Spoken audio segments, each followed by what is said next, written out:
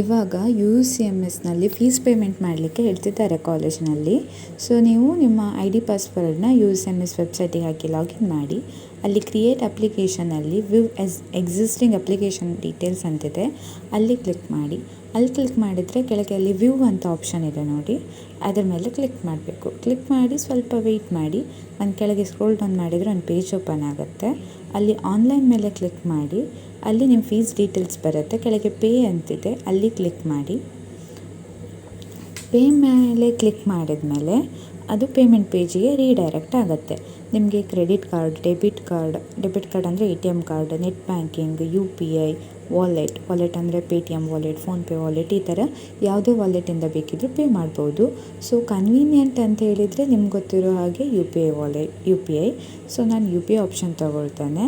ಆಮೇಲೆ ಅಲ್ಲಿ VP number ಅಂತ ಕೇಳ್ತಿದೆ. VPA ನಂಬರ್ ಅಂತ ಹೇಳಿದರೆ ನಿಮ್ಮ UPI ID ಹಾಕಿ ಕ್ಲಿಕ್ ಮಾಡಿದರೆ ನಿಮ್ಮ ಫೋನಿಗೆ ಲಿಂಕ್ ಬರುತ್ತೆ, ಅಲ್ಲಿ ಪೇಮೆಂಟ್ ಮಾಡಿ.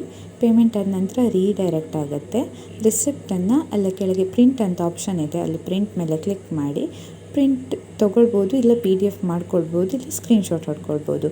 ಕಾಲೇಜಿಗೆ ಕೊಡಬೇಕಂತಿದ್ರೆ ಸ್ಕ್ರೀನ್ಶಾಟ್ ಹೊಡ್ಕೊಳ್ಳಿ.